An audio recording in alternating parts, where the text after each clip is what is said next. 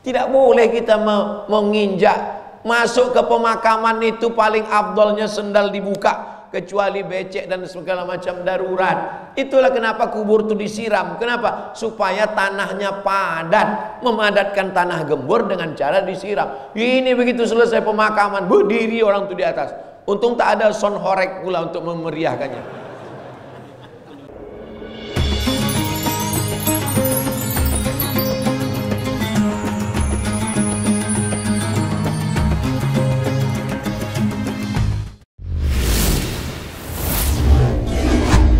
Usia mulai berhenti, amal jariah terus mengalir walau sudah mati.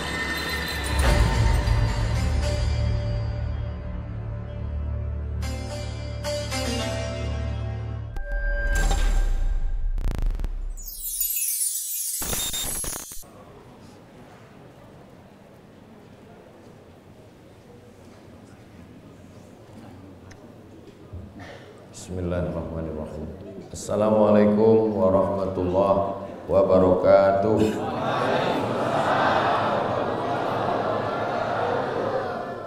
Alhamdulillah, Allahumma salli ala Sayyidina Muhammad wa ala ali Sayyidina Muhammad ibni Abdillah wa ala alihi wa sahbihi wa man tabi'ahu wa mawala.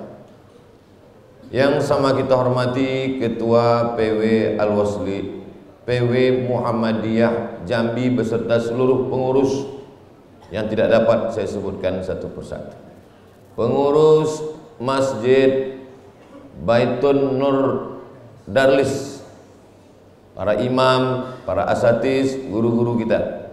Hadir juga bersama kita pada subuh ini Tuan Guru Solahuddin, pimpinan Pondok Pesantren Darut Tauhid Kumpeh.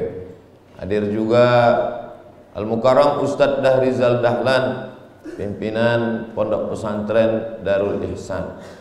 Hadirin hadirat, muslimin muslimat, baik yang ada di dalam maupun di luar, insyaallah semuanya dimuliakan Allah Subhanahu wa taala.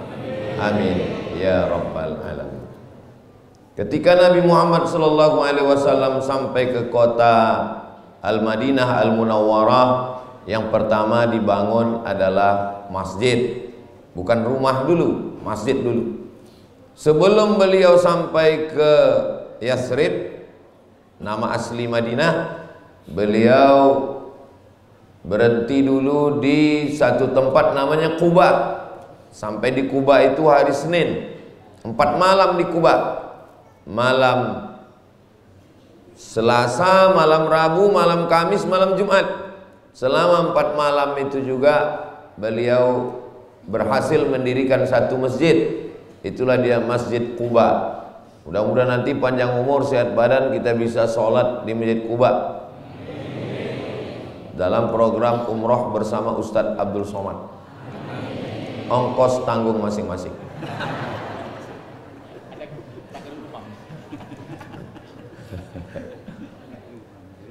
Di Madinah bangun masjid, di Quba bangun masjid, dan bangunan yang pertama di atas dunia ini adalah masjid. A'udzubillahi minasyaitonirrajim. Inna awwala baitin wudi'a lin-nasi lalladzi bi Bakkata mubaraka. Bangunan yang pertama adalah yang ada di Bakkah. Di Bakkah itu nama lain dari Makkah. Nama lain dari Makkah adalah Ummul Qura, nama lainnya Makkah, nama lainnya Bakkah. Dan bangunan pertama di situ adalah masjid. Yang dimaksud masjid di situ adalah Baitullah Ka'bah, dikelilingi dengan Al-Masjidul Haram, tanahnya adalah tanah haram. Tiga-tiga itu makna masjid. Karena kalau kita berada di dalam Masjidil Haram, kiblat kita adalah Ka'bah. Kalau kita berada di luar Masjidil Haram, kiblat kita adalah Masjidil Haram. Kalau kita di luar tanah haram, kiblat kita adalah tanah haram. Jadi kalau kita sholat dari Jambi ini tidak tepat kena ke Ka'bah, sholat kita masih sah selama masih kena tanah haram yang panjangnya 42 km. Dari Arafah ke Ka'bah 20 kilo, dari Ka'bah ke Hudaybiyah 22. Jadi kalau di total panjangnya adalah 42 km tanah haram. Jadi kalau kita melenceng sedikit 1 derajat masih kena ujung tanah haram, sholat kita masih sah. Itulah makanya bunyi ayatnya, fawalli wajhaka syatral masjidil haram, hadapkanlah wajahmu ke arah Masjidil Haram. Bagaimana kalau tidak kena Masjidil Haram? Karena yang dimaksud di situ adalah tanah haram. Jadi kesimpulannya, bangunan yang paling mulia di atas dunia ini adalah masjid. Maka siapa yang mau dimuliakan Allah, bangunlah masjid. Mudah-mudahan kita sebelum mati sempat bangun masjid, insya Allah. Cita-citakan dalam hati, saya sebelum mati bangun masjid. Makanya dalam hadis Nabi dikatakan, bangunlah masjid walaupun sebesar kandang kucing. Kandang kucing sebesar apa itu? Itu perumpamaan bahasa ungkapan. Jangan pula pulang dari sini bangun masjid sebesar kandang kucing. Maksudnya rumah yang paling kecil. Itu tidak bisa dimaknai. Ungkapan-ungkapan itu jangan dimaknai secara tekstual. Sama seperti ungkapan orang, suami kepada istrinya, apa kata dia sebelum menikah dulu, 1000 tahun kau kan kunanti. Itu bohong itu. 40 tahun aja udah sesak napas. Mau 1000 tahun. Itu ungkapan maknanya lama. Itu maknanya. Rumah bapak di mana? Rumah saya di Jambi. Dekat dari Masjid Baitun Nur Darlis. Ya sebatang rokok lah. Jangan dipahami tekstual sebatang. Rokok apa? Rokok daun pucuk nipah atau rokok apa itu cerutunya Presiden Fidel Castro. Ya, jadi maknanya adalah dekat, itu maknanya. Jadi begitu juga dengan masjid ini, bangunan yang paling kecil adalah kandang kucing, maksudnya semampu kita membangun. Kalau bisa membangun masjid yang sangat megah ini, saya seumur-umur ceramah di Jambi, inilah masjid yang paling hebat saya rasa. Iya. Dari luar tadi bangunannya cantik, masuk ke dalam. Biasa tiang kan biasa aja, ini lain tiangnya. Kecil di bawah, membesar ke atas. Lampunya, mihrabnya, Masya Allah, tabarakallah. Mudah-mudahan semua yang masuk ke masjid ini, orang dari Aceh, dari Medan mau pergi ke Palembang, mampir kemari. Orang dari Jawa, dari Palembang mau pergi ke Medan, mau ke Riau, singgah ke Jambi. Jangan lupa kalau ke Jambi, singgah ke Masjid Baitun Nur Darlis. Kenapa? Karena masjidnya bagus, inspiratif, cantik. Di dalamnya juga Masya Allah, tak ada angin masuk tapi dingin. Kenapa? Karena AC-nya kencang. Lampunya juga bagus. Nah, ini bagaimanapun juga, apalagi di atas ini pakai keramik. Ini kami di bawah ini menengok ke atas ini macam akuarium besar. Ada ikan hiu, ada lumba-lumba. Man bana masjidan, siapa yang bangun masjid, banallahu mithlahu baitan fil jannah, dibangunkan Allah untuknya satu tempat dalam surga. Ini yang membangun masjid ini dia sudah booking satu tempat di surga. Tapi jangan gara-gara itu tak sembahyang lagi. Ditanya, kau kenapa nggak pernah ke masjid? Aku sudah booking tempat. Maka bagi kita wajib umat Islam itu berniat. Kalau dia tanam kelapa sawit, dia tanam kebun kelapa, dia tanam pinang, saat dia menanam itu dia berniat, aku berniat kalau duitku cukup nanti aku bangun masjid.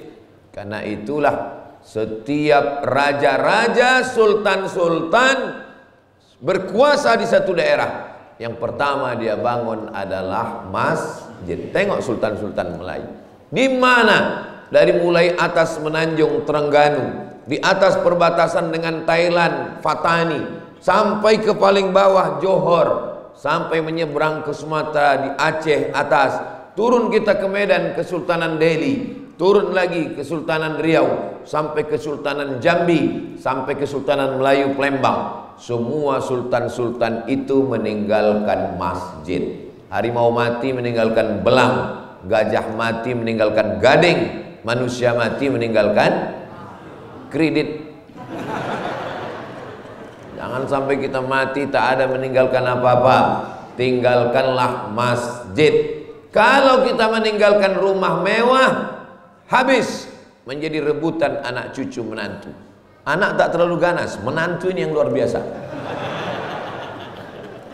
Ditinggalkan rumah yang mewah, ditinggalkan mobil yang mahal, habis. Mobil mewah harga 2 miliar, itu di rumah hanya bertahan setelah kita mati paling seminggu, habis itu hilang. Kenapa? Ditarik leasing, kredit, baru DP ansuran 3 bulan. Tapi kalau masjid kita tinggalkan, Masjid Baitul Nurdalis ini kekal sampai hari kiamat insyaallah. 3, tanah wakaf. La yuhabu, tak bisa dihibahkan. Wala yurasu, tak bisa diwariskan. Wala yuba'u, tak bisa diperjualbelikan. Ini tanah ini adalah milik Allah. Wa annal masajida lillah, masjid ini milik Allah. Lalu kalau dia milik Allah, apa maksudnya? Bukan berarti tidak ada kuasa pengurus di situ. Ini memang milik Allah, tapi ada yayasan, pembina, pengawas, ketua, sekretaris, bendahara. Jangan nanti datang orang kemari mentang-mentang tidur dia di sini. Pas dilarang sama pengurus, mohon maaf ya Pak, mau kami kunci. Ini masjid milik Allah. Memang betul milik Allah. Sama macam orang memahami ayat lillahi ma fis samawati wa ma fil ard. Semua yang ada di langit, semua yang ada di bumi milik Allah. Pulang sholat diambilnya mangga orang. Ditanya, kenapa kau ambil? Lillahi ma fis samawati wa ma fil ard. Semua yang di langit di bumi milik Allah. Datang bapak yang punya mangga itu diambilnya batu, lemparnya. Kenapa bapak lempar? Ini pun punya Allah juga ini katanya. Kau pikir kau aja yang hafal ayat katanya.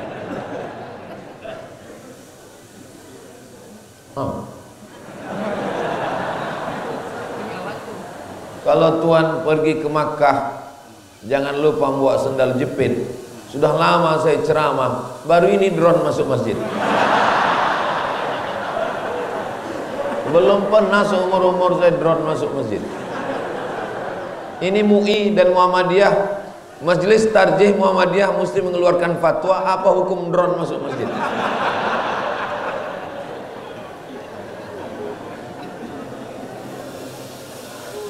Allahumma sholli ala sayyidina Muhammad wa ashghilil zalimin bizalimin wa akhrijna min bainihim salimin wa ala alihi wa sahbihi ajma'in. Begitu cara mengusir drone. Begini ya. Soalnya kalau saya teruskan juga berceramah, suara saya belaga-laga sama drone itu, dan jamaah pun tak fokus, dia sih menengok. Bapak Ibu yang dimuliakan Allah Subhanahu wa taala. Bagus juga itu tadi. Jadi nanti kalau ditanya orang, pernah Ustaz ke masjid kami? Masjid yang mana itu ya? Kadang lupa. Itu Ustaz yang waktu Ustaz ceramah ada drone-nya. Oh iya.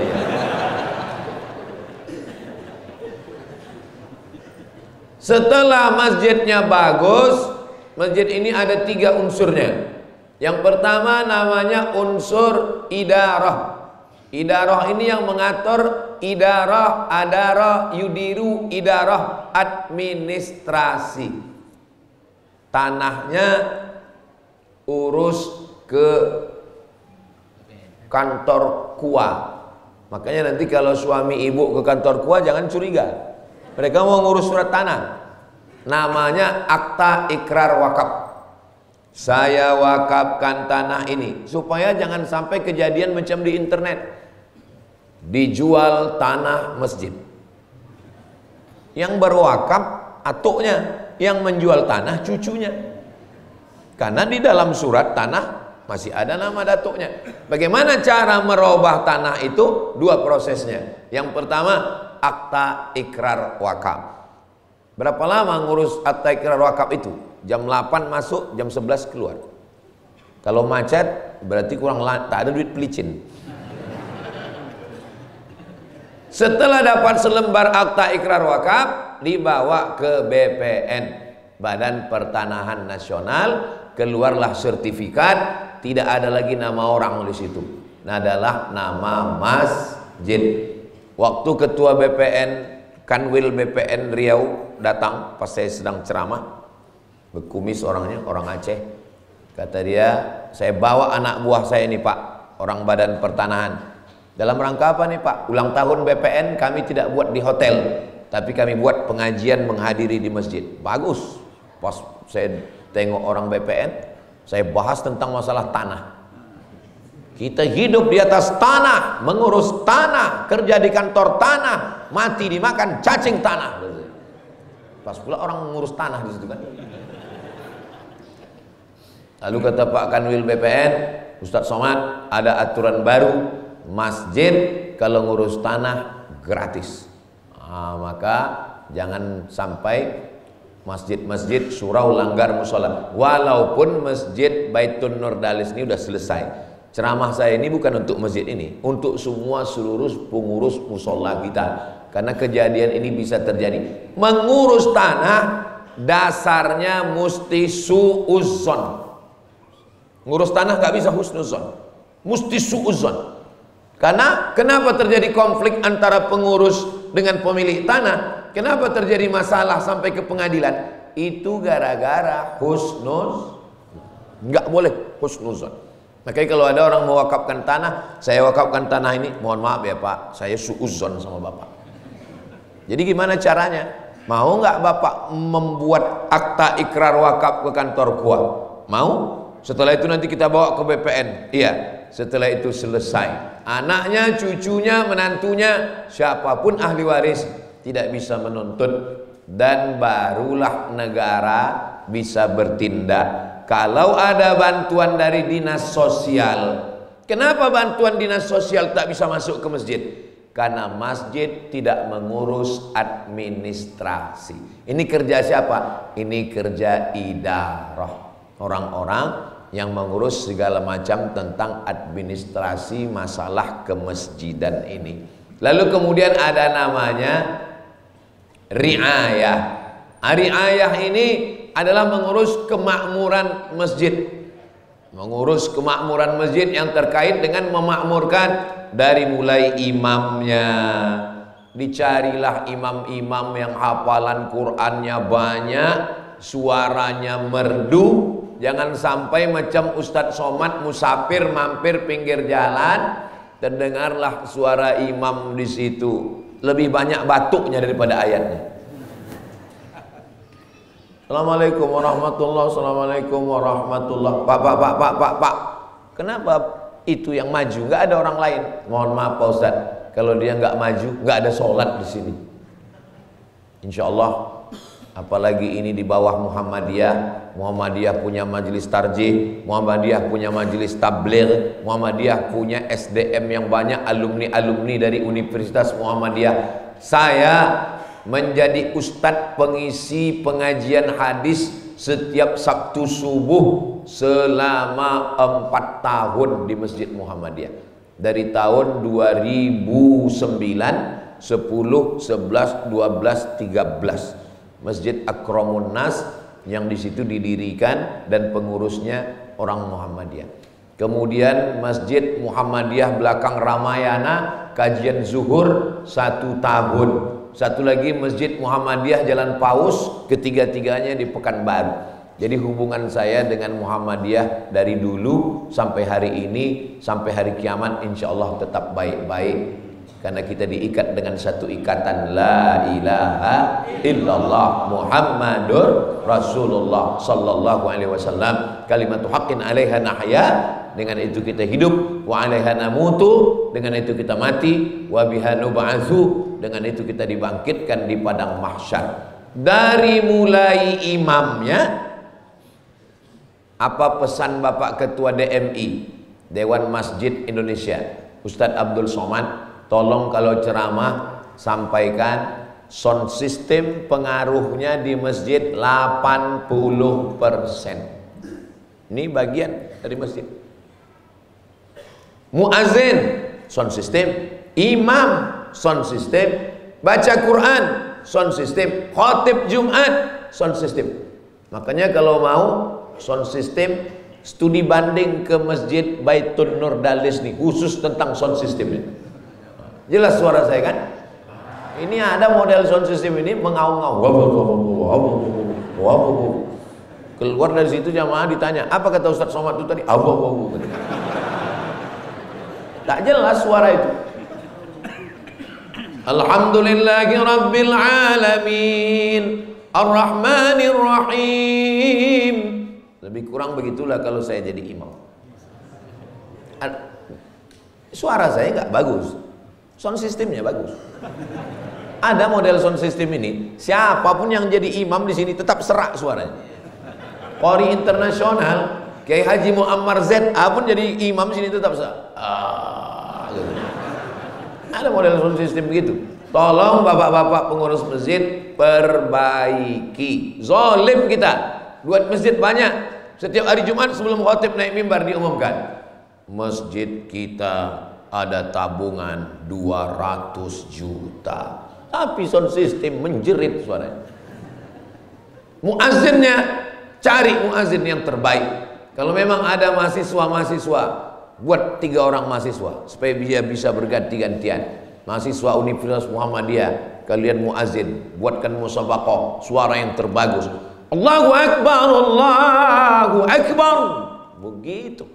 Ini sekarang muazzin sholat seperti muazzin untuk bayi. Azan sholat sama azan bayi bunyinya tak sama, lafaznya sama. Hadisnya riwayatkan Nabi ketika lahir cucunya Sayyidina Al-Hasan dan Sayyidina Al-Husain, Sayyidatuna Fatimah. Hadisnya ada dalam Sunan Tirmidzi. Status hadisnya hadis hasan. Adzanas shalah, bunyi azannya azan salat, tapi suaranya tak sama. Kalau azan salat Allah, kalau azan untuk bayi Allahu Akbar, Allahu Akbar, itu untuk bayi. Yang sekarang yang terjadi, azan untuk bayi dipakai di masjid. Allah, anak siapa lahir? Azan masjid itu carilah yang suaranya menggelegar. Kenapa Bilal bin Rabah yang diangkat Nabi? Karena dia orang Afrika. Orang Afrika itu sampai sekarang tetap dipakai karena suaranya bagus. Michael Jackson itu orang mana? Afrika. Yang dilihat bukan kulit. Karena orang Afrika itu kulitnya warnanya cuma 2, hitam dan hitam sekali. Tapi ini sekarang yang dipakai adalah suara. Orang Afrika itu sekarang internasional mengakui suaranya hebat-hebat. Nah, maka carilah suara yang mantap, muazzin, imam. Anak muda kita tadi, Masya Allah, masih muda, ganteng, suaranya bagus. Kita sudah tua, tak pernah ganteng, suara macam kambing ditarik. Tolong Bapak Ibu jangan tersinggung, ini bukan maksud saya ini maksud. Kadang jamaah ini kalau Ustadz ngomong perasaannya nyindir dia aja. Kunci mendengar ceramah ini satu, jangan tersinggung. Ada beberapa jamaah tersinggung, pulang, meninggal. Bapak Ibu yang dimuliakan Allah Subhanahu wa taala. Maka ini ada yang mengurus administrasi, ada yang mengurus kemakmuran, jadwal khatib Jumat. Supaya apa? Supaya khatib Jumatnya itu memang betul kontekstual, terkait dengan zaman sekarang. Jangan dibawanya jamaah itu mundur ke abad pertengahan, mencari masalah khilafiyah ini tidak pernah selesai. Bagaimana umat ini bisa keluar dari buta huruf Al-Quran? Bagaimana cara memakmurkan masjid? Bagaimana cara mendirikan rumah tahfiz Quran? Itu yang mesti kita, sehingga ketika orang datang kemari selesai sholat Jumat, dia studi banding bagaimana sound system, studi banding bagaimana arsitek, studi banding bagaimana ngatur AC. Ada yang paling penting mau kami tanyakan nih Pak, iya, duitnya dari mana? Jadi jamaah itu berpikir dia untuk kemaslahatan yang lebih baik. Orang kalau masjidnya nyaman, dia akan datang sendiri tanpa kita panggil. Sekali dia datang, besok dia datang lagi. Aku kalau sholat Jumat lebih nyaman aku di masjid Baitur Nur Darlis itu. Kenapa? Lebih sedap kita tidur siang, kata dia. Saudaraku yang dimuliakan Allah Subhanahu wa taala, kenapa orang tertidur sholat Jumat? Itu karena khotibnya macam menceritakan anak mau tidur. Maka datanglah kelinci, lalu kelinci itu maka digigitnya timun. Itulah maka tertidur. Makanya saya kalau saya khutbah Jumat, ada anak muda yang memperhatikan itu. Kebetulan dia orang sound system. Saya tengok tadi Ustadz waktu khotib tadi Jumat, dari mulai salam sampai penutup itu lampunya merah terus. Memang begitu saya kalau khutbah. Itu saya ambil dari hadis Nabi. Nabi itu kalau khutbah, matanya seperti keluar, wajahnya memerah seperti panglima pasukan perang menghadapi musuh. Begitu. Makanya kalau saya khutbah, saya tengok mana yang jamaah paling agak mengantuk, di situ saya gas. Saudara kita di Palestina, kata saya. Makanya khotib-khotib itu diadakan bengkel khotib. Kami dulu bersama Ketua Majelis Ulama Indonesia mengadakan bengkel khotib. Kenapa? Banyak khotib-khotib yang biasalah motor kan kalau olinya sudah beku apa agak macet-macet sedikit. Dia akan bengkel khotib. Direkam dia selama 15 menit itu.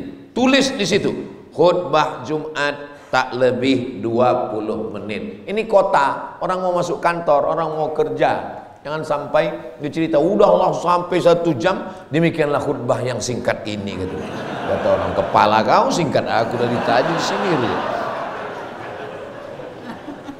Nah, tapi yang tidak kalah penting juga infrastruktur. Dari mulai air kerannya, dari mulai toilet WC-nya, dari mulai ini semua karpet. Tengoklah karpet cantik, bagus. Saking bagusnya lantai ini bingung kita di mana sambungannya. Begitulah. Tapi silap-silap di masjid ini, kalau orang baru-baru pertama masuk bisa nggak khusyuk ini sholatnya. Tengoknya bisa pula ini kain ini bentuk Allah ya, kata dia. Itu makanya dalam mazhab Maliki tidak boleh ada kaligrafi di dinding. Sedangkan mazhab Syafi'i boleh. Saya heran.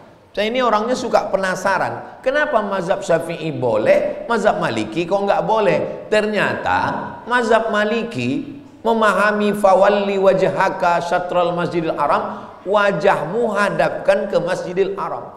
Orang Maliki sholat tuh wajahnya ke depan. Itu maka tak boleh ada kaligrafi. Kenapa? Karena wajahnya ke depan, ditengoknya kaligrafi. Ditengoknya, selendang siapa ini, kata dia.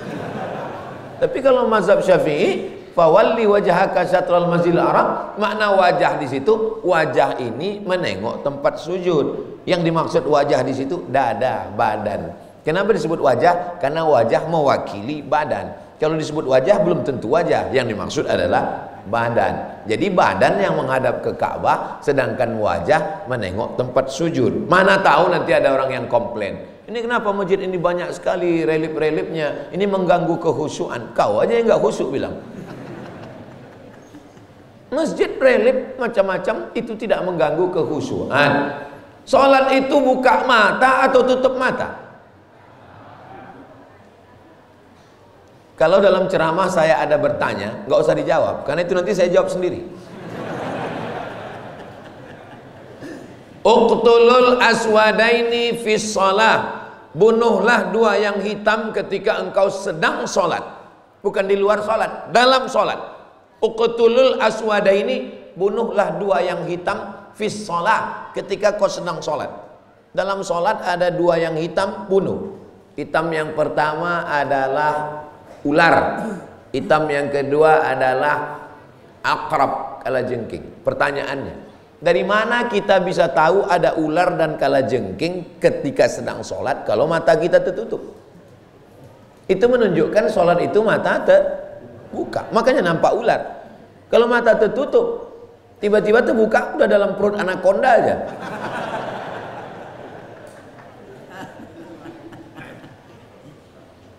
Kalau ada orang lewat di depanmu, engkau sedang sholat, di antara engkau dengan sutroh.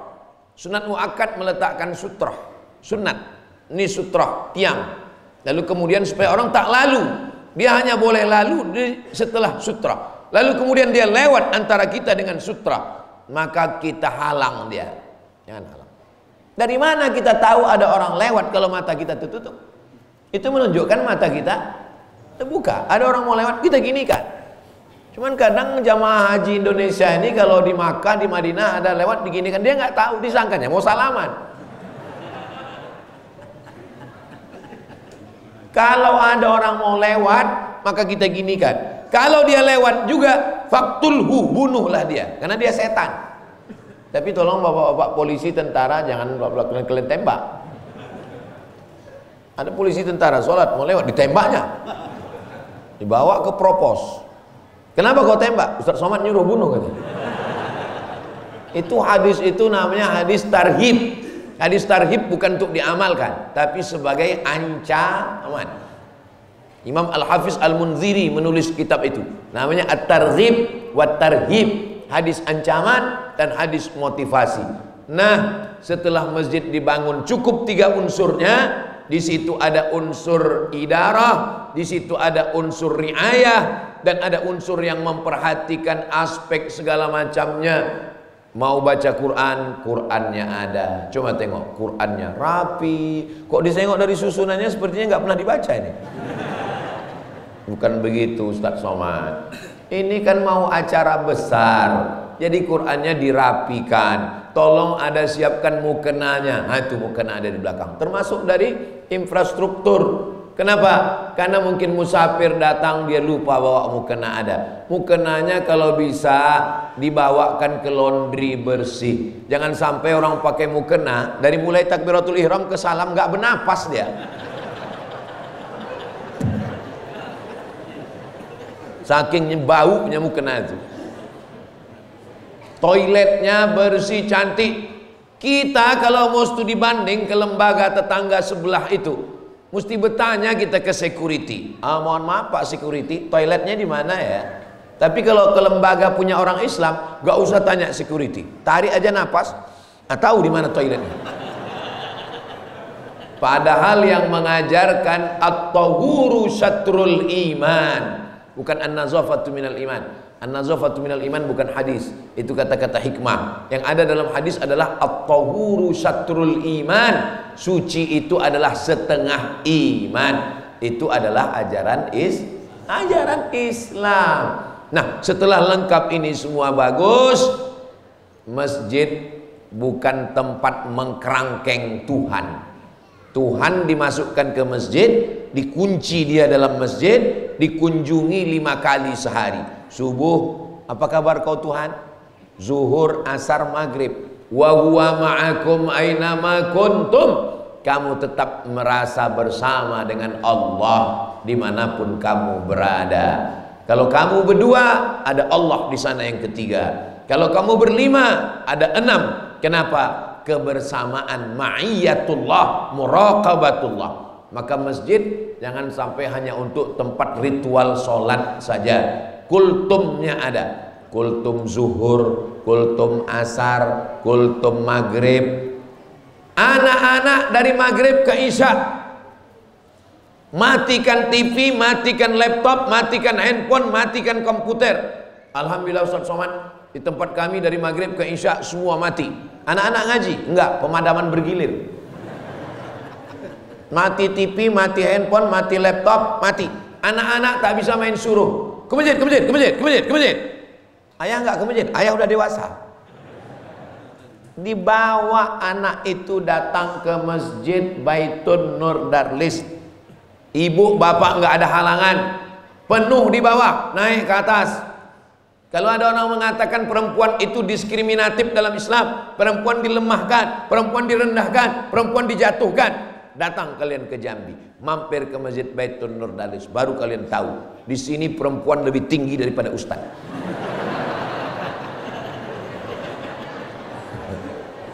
Siapa yang mengatakan perempuan dilenyapkan? Siapa yang mengatakan perempuan dijauhkan, dijatuhkan? Di sini perempuan dimuliakan dan dihormati. Kita pula yang bingung, dari mana orang ini naik ke atas? Pokoknya ada tangganya di belakang. Nah, dari maghrib ke isya anak-anak mengaji.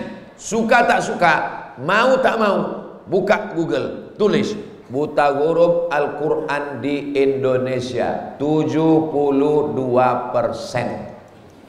Kalau berkumpul 100 orang, ada 72 orang yang tak bisa baca Quran. Itulah orang Indonesia. Mau tak mau, suka tak suka. Di mana kita mengentaskan ini? Di masjid. Ada 4 tiang, 4 ustadz.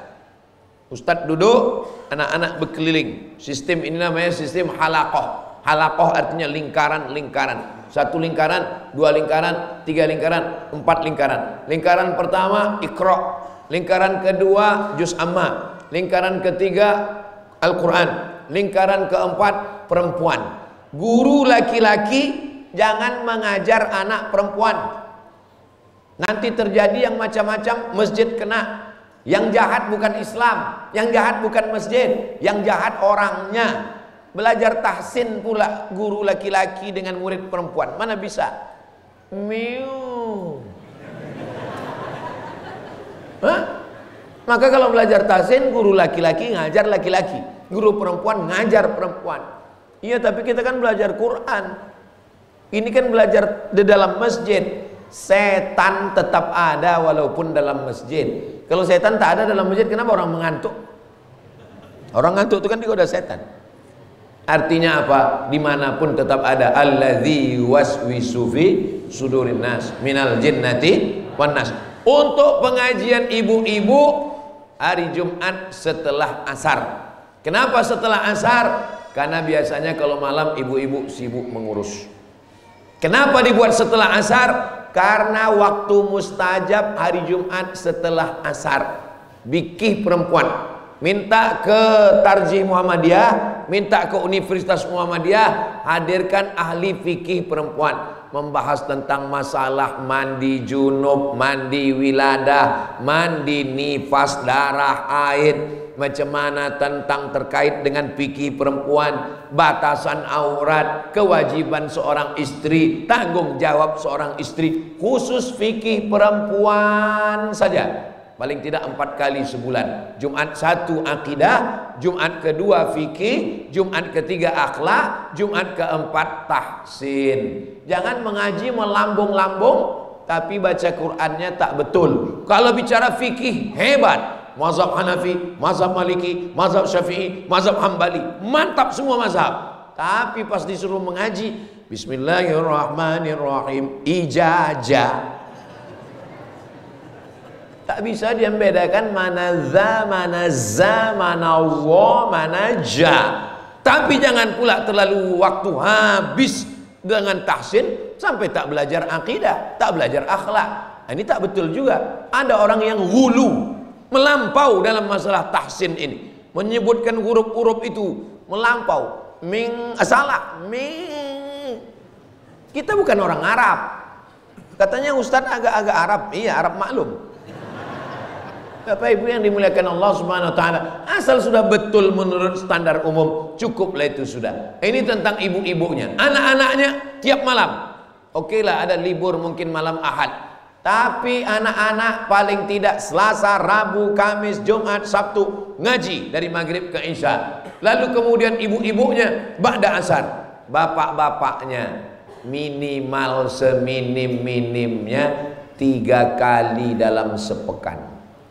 Buat ba'da isya supaya anak maghrib tak terganggu. Habis isya otomatis bapak sholat maghrib dengan ibu sholat isya 2 kali. Maghrib isya. Kenapa maghrib sholat? Bawa anak. Isya pengajian paling tidak sepekan 3 kali. Iman, Islam, ihsan. Iman, Islam, ihsan ini kajian wajib. Iman, akidah. Islam, fikih. ihsan akhlak. Tak ada gunanya hebat, rukun, syarat, wajib, sunat kalau hati bersarang hasad, dengki, busuk hati. Tapi kita tidak juga bisa balik. Untuk apa kita sholat kalau hati kita kotor? Terus itu maka saya tak sholat karena hati saya masih kotor. Berusaha membersihkan wajah. Idza qumtum ila sholati faghsilu wujuhakum wa aydiyakum ilal marafiq wamsahu bi ru'usikum wa aydiyakum ilal marafiq wamsahu bi ru'usikum wa arjulakum ilal ka'bain. Tapi setelah itu membersihkan hati. Allahumma ja'alni minat tawwabin waj'alni minal mutatahhirin waj'alni min ibadikas. Ibarat merawat pokok kayu, dari mulai akarnya, batangnya, cabangnya, rantingnya, pucuknya, putiknya, buahnya, itu dijaga oleh masjid. Bapaknya 3 kali sepekan, anaknya tiap malam ba'da maghrib, istrinya habis asar. Anak muda tolong khusus buatkan pengajian anak muda. Kenapa anak muda nggak mau ke masjid? Saya ini orangnya suka penasaran. Saya tanya anak-anak muda, kenapa kalian nggak mau ke masjid? Kami nggak mau ngaji sama orang tua Pak Ustadz, kajiannya mati aja. Buatkan pengajian khusus remaja masjid. Jangan campur sama orang tua. Kapan dibuat? Buat malam Ahad. Kenapa malam Ahad? Supaya dia tidak keluyuran malam Ahad ke sana kemari. Panggil ustadz yang anak-anak muda untuk show force yang pertama. Ustadz Salim Afillah dari Yogyakarta, mantap. Ustadz Hanan At-Taki dari Bandung, mantap. Ustadz Taki Malik dari Jakarta. Yang khusus ustadz anak muda. Kalau Ustadz Somad, saya ini ustadz unlimited. Dari bayi sampai atu-atu. Nah, itu. Ada ustadz itu khusus anak muda saja jamaahnya. Maka undang mereka anak muda. Anak muda nggak mau lama-lama diceramahi. Itu untuk show yang pertama. Untuk bulan-bulan berikutnya tetap tampilkan anak-anak muda. Jangan terlalu banyak ceramah untuk anak muda. Anak muda itu dia lebih mau dialog interaktif. Misalnya bahaya narkoba. Kajian Masjid Baitun Nur Dalis, bahaya narkoba. Narasumbernya 5. 1. Anak muda. 2. Polisi. 3. Dokter. 4. Praktisi hukum pengacara. Yang kelima, korban yang pernah dan sudah bertaubat baru keluar dari penjara. Lalu anak muda pembawa acaranya nanya, gimana bang perasaannya setelah keluar dari penjara ini? Ada satu ungkapan, gimana? Aku masih seperti yang dulu. Kata Pak Polisi, tangkap, berarti masih makai. Bagaimana menurut Pak Polisi tentang penanganan narkoba ini? Kita dari kepolisian tidak ada tawar-menawar, narkoba ini langsung kita tangkap. Bagaimana Bapak praktisi hukum? Kami sudah perjuangkan di undang-undang DPR RI, bagi pengedar tidak ada hukuman lain. Ya, apa hukumannya Pak? Tembak mati langsung. Bagaimana menurut praktisi kesehatan? Menurut medis, orang yang pakai narkoba itu kemungkinannya hanya 3. Yang pertama gila, yang kedua sakit jiwa, yang keempat mati. Nah, mungkin Ustadz agak menyejukkan sedikit. Ustadz, pengedar narkoba ini memang cocoknya dipancung kepalanya. Jadi mereka sudah tahu jawaban dari berbagai aspek dan sisi medis, hukum, perangkat hukum, semuanya mengatakan narkoba tidak baik. Dan anak muda dilibatkan dalam multimedia. Jadi buatkan satu di masjid multimedia yang khusus mengurus syuting, editing, uploading. Kerjanya 3. Yang pertama syuting, merekam, shoot. Yang kedua editing, diedit. Yang ketiga uploading, diupload. Masjid punya 5 sosial media. Yang pertama YouTube, yang kedua TikTok, supaya TikTok itu jangan lagi isinya ulat pinang sama ulat sagu. Yang ketiga Facebook, yang keempat Twitter, yang kelima grup WhatsApp. Jamaah kita ini tolong dimanjakan dalam grup. Kita lewat di jalan protokol, tiba-tiba masuk SMS WhatsApp ke nomor handphone kita. Pas kita buka, Apa bacaannya? Hai bro, lagi promo roti lo. Masuknya ke saya ini kan ustadz. Hai bro, kata dia. Saya lewat jalan Sudirman Riau, masuk. Hai bro, lagi promo roti, mampir ya, kata. Dari mana dia dapat nomor saya? Ternyata ada alatnya dipasang, siapapun yang lalu lalang nomornya masuk dan dia kirim. Begitulah seriusnya tukang roti memanjakan customer. Pernahkah kita pengurus masjid berpikir untuk meng-WA semua yang lalu lalang di depan itu? Hai bro, malaikat maut udah dekat loh. Tolong jamaah tetap ini kita manjakan. Kita sudah tua, saya tak sempat lagi berpikir. Itulah gunanya kita berdayakan anak muda tadi.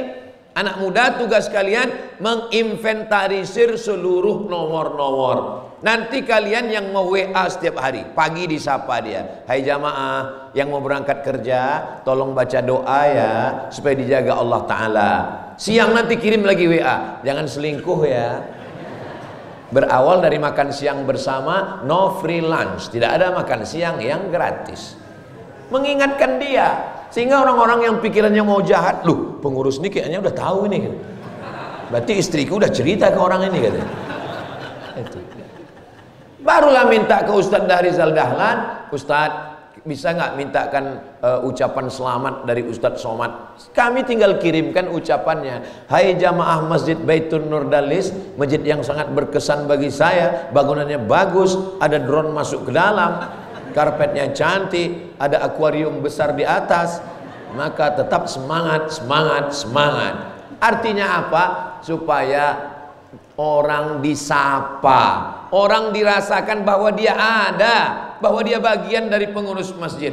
Ketika itu juga untuk iklan kita. Kami dari Masjid Baitun Nurdalis ada program tahfiz Quran. Di sana ada anak yatim, fakir miskin dan du'afa. Bagi Anda yang ingin mendapatkan amal jariah, jangan lupa transfer ke nomor berikut ini. Ingat, kematian segera tiba. Kalau sudah kita urus jamaah ini dari hilir ke hulu, lama mengkebumikan jenazah, saya sudah siap mau sholat jenazah, berbisik-bisik jamaah. Kenapa? Yang memandikan rupanya di desa itu satu orang dan dia tak ada di lokasi. Ini jangan sampai terjadi. Maka buatkan penyelenggaraan jenazah. Tapi di mana-mana kalau dibuat penyelenggaraan jenazah yang ikut orang tua, ini salah. Orang tua inilah yang mau diselenggarakan. Kenapa orang tua ikut? Kalau penyelenggaraan jenazah itu khusus kajian remaja. Saya kalau mati, saya mau anak saya lah yang memandikan saya, mengkapankan saya, menguburkan saya. Anak saya yang mestinya ikut. Maka iya Pak Ustadz, tapi penyelenggaraan jenazah ini modalnya besar. Mana ada modalnya? Tinggal keran air semprot dorsmir. Mana ada modalnya? Itu Pak Ustadz kan mesti pakai boneka. Nggak usah pakai boneka. Cari salah satu anak itu yang malas sembayang, dia mandikan. Mandikan dia, gosok dia, kapankan dia. Bilang mayat nggak boleh senyum, bilang. Sholatkan dia, galikan liang lahatnya. Gali liang lahat, cari tanah liat yang keras, keruk ke dalam. Macam mana memasukkan jenazah, kaki dulu apa kepala dulu, miringnya kemana, kepalanya ke utara apa ke selatan, menghadapnya ke kanan apa ke kiri, tanahnya berapa, ditengkuk di kaki berapa, yang turun ke bawah berapa, tali pocongnya dibuka, wajahnya, hidungnya menempel ke tanah, ujung kakinya. Itu jangan sampai anak tak tahu, dimasukkannya bapaknya tegak berdiri, nggak tahu dia sama sekali. Adab-adab memasukkan bagaimana? Setelah mengkebumikan, berdiri dia menginjak-injak makam bapak itu. Kenapa kubur itu disiram? Kenapa kubur itu disiram? Karena kubur tidak diinjak. Tidak boleh kita menginjak. Masuk ke pemakaman itu paling afdolnya sendal dibuka, kecuali becek dan segala macam darurat. Itulah kenapa kubur itu disiram. Kenapa? Supaya tanahnya padat, memadatkan tanah gembur dengan cara disiram. Ini begitu selesai pemakaman, berdiri orang itu di atas. Untung tak ada sound horeg pula untuk memeriahkannya. Mana adab-adab kita? Sedangkan suara telapak kaki orang yang berjalan itu pun didengar oleh orang di bawah. Jenazah mendengar suara tapak kaki orang yang pulang. Tiba-tiba begitu selesai pemakaman, diletakkan batu nisan, datang yang menggali itu membawa cangkol, memukulkan nisan itu ke lompang, macam tempat ngecor kuburan bapaknya itu dibuatnya. Gara-gara apa nih? Gara-gara tidak belajar. Anakmu boleh S1, S2, S3, S-Teler, S-Cendol, S-Doger, S-Bandung, tapi pada akhirnya yang mengantarkan engkau ke pemakaman adalah anak yang mendoakan di tengah malam, Rabbighfirli wa liwalidayya warhamhuma kama rabbayani shaghira. Masjid tempat menjemput pendidikan yang terlewatkan di masa yang lalu, yang dulu sibuk dengan dunia, sibuk dengan kantornya, tidak pernah sholat. Maka kita mengapresiasi mereka dengan pendidikan non formal, ngaji lagi pakai buku. Untuk fikih saya sarankan fikih bagus, fikih Islam Sulaiman Rashid. Sulaiman Rashid orang Indonesia, spesialis mazhab Syafi'i yang tamat Al-Azhar 1935, orang Lampung asli Pulau Sumatera, bahasanya simple, singkat, padat, bagus. Tidak fanatik terhadap mazhab. Tapi kalau Muhammadiyah punya tuntunan majelis tarjih sendiri yang dipelajari, bagus. Kita tidak intervensi yang sudah dikelola oleh organisasi sosial kemasyarakatan Islam. Tadi saya mulai jam 6, sekarang sudah jam 7, 60 menit kita bersama. Mudah-mudahan 60 menit ini bernilai amal soleh insyaallah. Akhirnya saya ucapkan tahniah, selamat Bapak Ibu jamaah yang punya masjid yang bagus, tinggal mengisinya dengan ibadah, tausiah, menuntut ilmu. Aku qauli hadza, terima kasih segala perhatian, mohon maaf segala kesilapan. Saya tutup dengan pantun penutup, menangkap puyuh di Bukit Selasi. Thank you dan terima kasih. Wassalamualaikum warahmatullahi wabarakatuh. Usia mulai berhenti, amal jariah terus mengalir walau sudah mati.